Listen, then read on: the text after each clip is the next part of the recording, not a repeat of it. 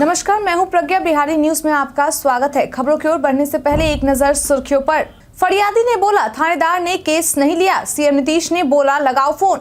शिक्षा विभाग से जुड़े हजारों कोर्ट केस का जल्द हो सकेगा निपटारा। सुल्तानगंज स्टेशन पर ठहरने वाली ट्रेनों को लेकर रेलवे ने जारी किया शेड्यूल। पहली बार वोकेशनल छात्रों को मैट्रिक परीक्षा में मौका। सौरभ गांगुली ने बताया वर्ल्ड कप 2023 में कौन होगा भारतीय टीम के लिए फायदेमंद। इसके साथ ही बढ़ते हैं शाम तक की बड़ी खबरों की ओर विस्तार से।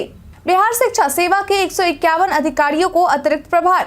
शिक्षा विभाग के द्वारा बिहार शिक्षा सेवा के 151 पदाधिकारियों को प्रखंड शिक्षा पदाधिकारी, विद्यालय अवर निरीक्षक के रूप में अतिरिक्त जिम्मेदारी दी गई है। वैसे जिला कार्यक्रम पदाधिकारी जिन्हें मूल पदस्थापन जिले से दूसरे जिले में पदस्थापित किया गया है, उन्हें जिला शिक्षा पदाधिकारी की तरफ से आवंटित कार्यों के अतिरिक्त जिला स्तर से कार्य आवंटित किए जाएंगे। आपकी जानकारी के लिए बता दें कि यह प्रतिनियुक्ति स्कूलों की मॉनिटरिंग के लिए कार्यकारी व्यवस्था के तहत प्रशासनिक दृष्टिकोण से की गई है।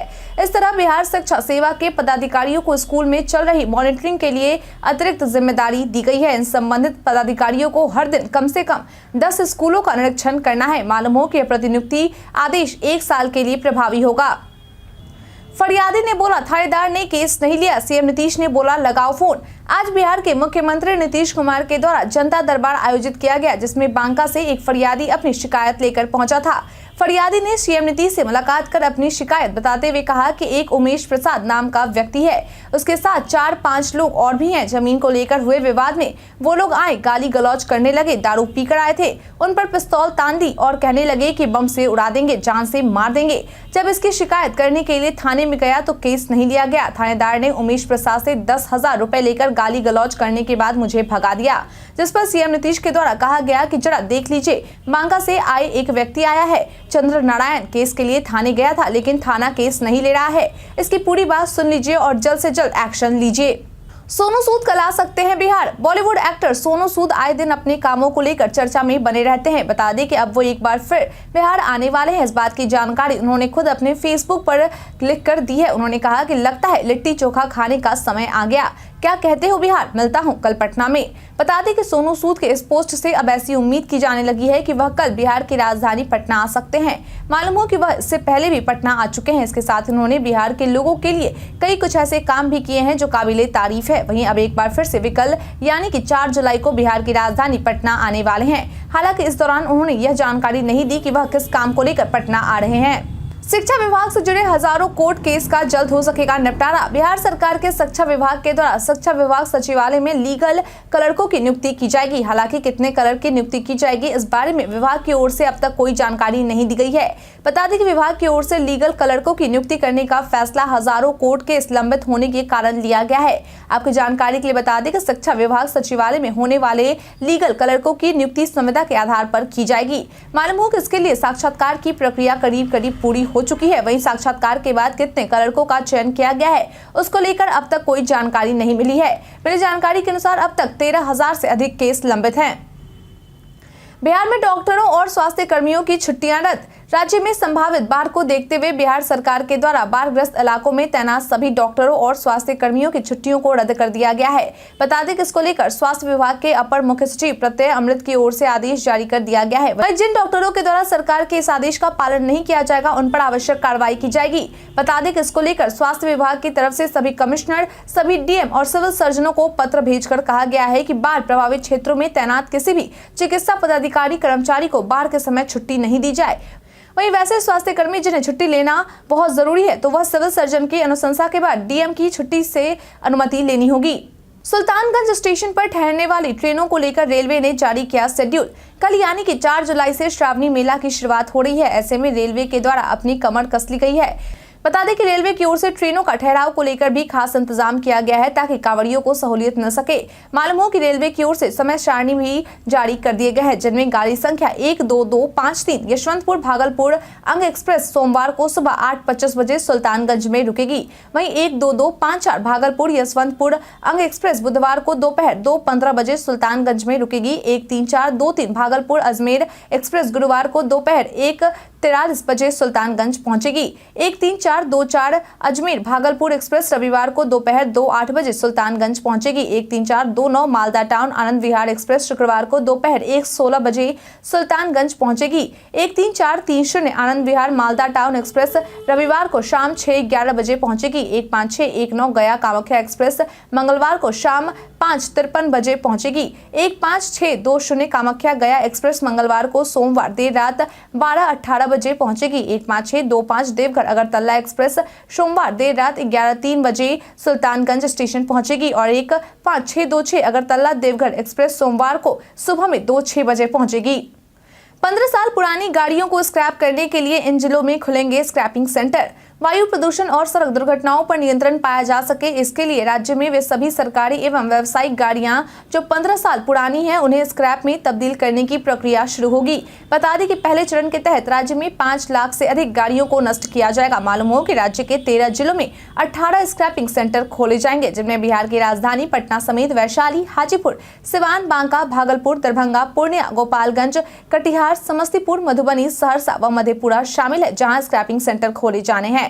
बता दें कि मिली जानकारी के अनुसार अगस्त में स्क्रैप का काम शुरू कर दिया जाएगा। इसके लिए परिवहन विभाग के द्वारा सभी विभागों को 15 साल से अधिक पुराने वाहनों को स्क्रैप करने के लिए निबंधन प्राधिकार के पास आवेदन देने के लिए पत्र भेजा है। श्रावणी मेले में सुरक्षा को लेकर यह है तैयारी। 4 जुलाई को होने वाले श्रावणी मेले के उद्घाटन को लेकर तैयारी जोरों शोरों से चल रही है। सुल्तानगंज में लाखों की संख्या में भगवान शिव के भक्तों का जुटान देखने को मिलेगा। ऐसे में उनकी सुरक्षा बनाए रखने को लेकर इंतजाम पूरे पुख्ता तरीके से किए गए हैं। प्रशासन भक्तों की सुरक्षा को लेकर पूरी तरह से तैयार है। भागलपुर अंतर्गत मेला के क्षेत्र में 1000 की संख्या में जवानों और पुलिस पदाधिकारियों की तैनाती देखने को मिलेगी। इसके अलावा बांका और मुंगेर में भी भारी संख्या में पुलिस बलों की तैनाती की जाएगी। बता दें कि 900 जवानों को मेला क्षेत्र में तैनात किया जाएगा और साथ ही 70 पुलिस पदाधिकारी भी यहां मौजूद रहेंगे। इसके अलावा कांवड़ियों को शिकायत दर्ज करवाने के लिए 7 अस्थायी थाना भी तैयार किए गए हैं। मेला क्षेत्र में बाइक, पैदल और 4 व्हीलर से गश्ती रखी जाएगी। समर कैंप में इतने बच्चों ने सीखी गणित व भाषा। राज्य भर में स्कूल की गर्मियों की छुट्टी के दौरान 1 से 30 जून तक कक्षा 1 से 7 तक के बच्चों के लिए समर कैंप का आयोजन किया गया था, जिसमें राज्य के कुल 11,88,000 बच्चों के द्वारा गणित और भाषा सीखी गई।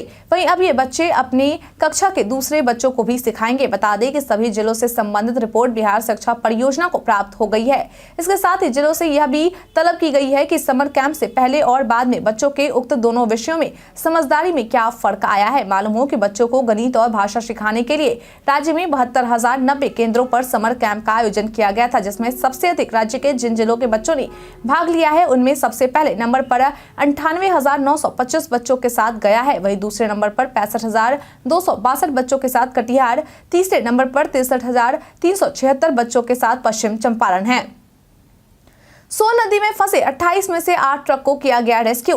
बड़े जलस्तर से सोन नदी में फंसे 28 ट्रकों में से चौथे दिन बड़े ही मुश्किल से 8 ट्रकों को बाहर निकाला गया है, लेकिन अन्य 20 ट्रकों को पानी की धार की वजह से निकालने में काफी परेशानी का सामना करना पड़ रहा है। बता दें कि इन ट्रकों को निकालने में पोकलेन, हाइड्रा, जेसीबी मशीनों को लगाया गया है, लेकिन वे पानी के तेज बहाव होने के कारण रास्ता बनाने में सफल नहीं हो पा रहे हैं। पानी की तेज बहाव के कारण बालू भरी बोरियां टिक नहीं पा रही। बता दें कि अगर नदी के जलस्तर में और बढ़ोतरी होती है तो ट्रकों के डूबने की भी आशंका है। मालूम हो कि सोन नदी में कुल 30 ट्रकें फंसी थी, जिनमें से 2 ट्रकें पहले ही नदी में डूब चुकी हैं।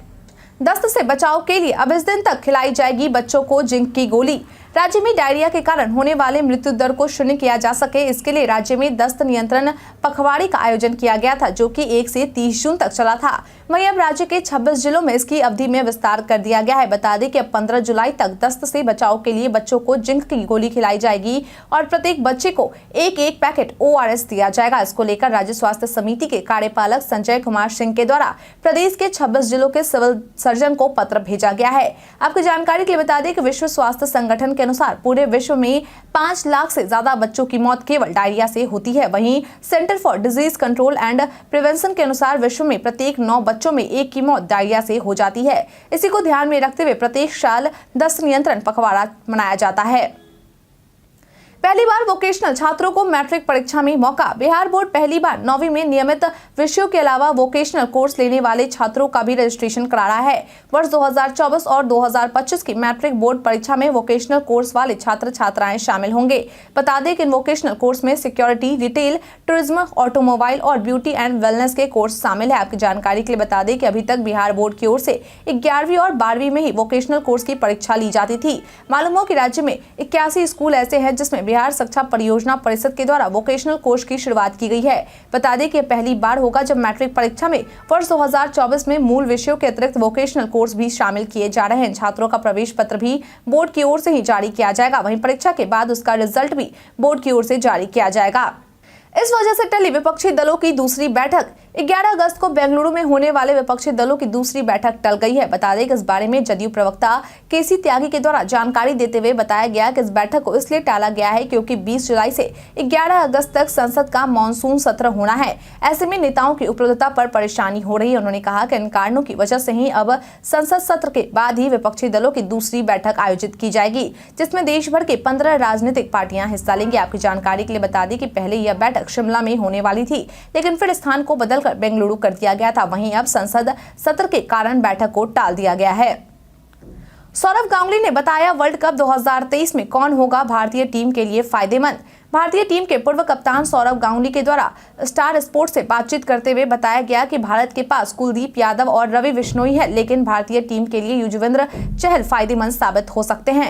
उन्होंने कहा कि रवि बिश्नोई और कुलदीप यादव वहां है, लेकिन युजवेंद्र चहल बड़े टूर्नामेंट्स में नहीं खेलते दिखते हैं। युजवेंद्र चहल छोटे प्रारूप में निरंतर बेहतर प्रदर्शन करते रहे हैं, चाहे 20 ओवर की बात हो या फिर 50 ओवर प्रारूप। उन पर नजरें रखना जरूरी है। जब आप ऑस्ट्रेलिया, इंग्लैंड या दक्षिण अफ्रीका में खेले तो रिस्ट स्पिनर्स परिस्थितियों में फर्क पैदा करता है। 2011 में पीयूष चावला था जो बेहतर गेंदबाजी कर रहे थे। जब हम 2007 में दक्षिण अफ्रीका गए थे तो वहां तेज गेंदबाजों के साथ रिस्ट स्पिनर्स ने अच्छा प्रदर्शन किया था। हरभजन सिंह उस टीम में थे। मेरा मानना है कि भारतीय परिस्थितियों में रिस्ट स्पिनर का होना महत्वपूर्ण है।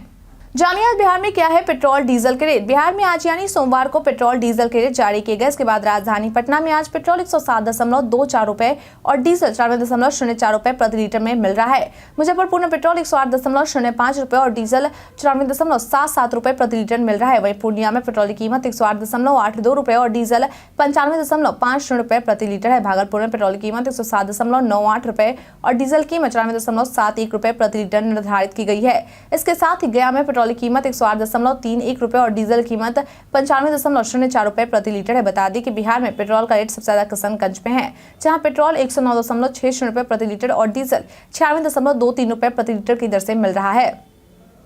बीते दिन हमारे द्वारा पूछे गए सवाल का आप लोगों में से बहुत लोगों ने जवाब हमें हमारे कमेंट सेक्शन बॉक्स में लिख कर दिया है। जिन्होंने हमारे द्वारा पूछे गए सवाल का जवाब दिया है उनके नाम है के सिन्हा, वैद्यनाथ ठाकुर, अनवर करीम खान, नुनू गोलू कुमार, अंकित कुमार, चंदेश्वर सिंह, बाबूलाल मरांडी, मुटुर रंगीला, मोहम्मद सकीर हुसैन, पीके पासवान, उमेश ऋषदेव, कुश कुमार यादव, रविशंकर, अर्जुन राम, कन्हैया कुमार। इसके साथ ही बढ़ते हैं आज के सवाल की ओर। आज का सवाल है आपके अनुसार सीएम नीतीश के द्वारा जनता दरबार लगाना बिहार के लोगों के लिए कितना फायदेमंद साबित हो रहा है। अपना जवाब हमें हमारे कमेंट सेक्शन में लिखकर जरूर बताएं। आज के लिए इतना ही। बिहार के तमाम खबरों के साथ बने रहने के लिए देखते रहे बिहारी न्यूज और साथ ही अगर आप यूट्यूब से देख रहे चैनल को सब्सक्राइब करना और अगर आप फेसबुक से देखें तो पेज को फॉलो करना ना भूलें। धन्यवाद।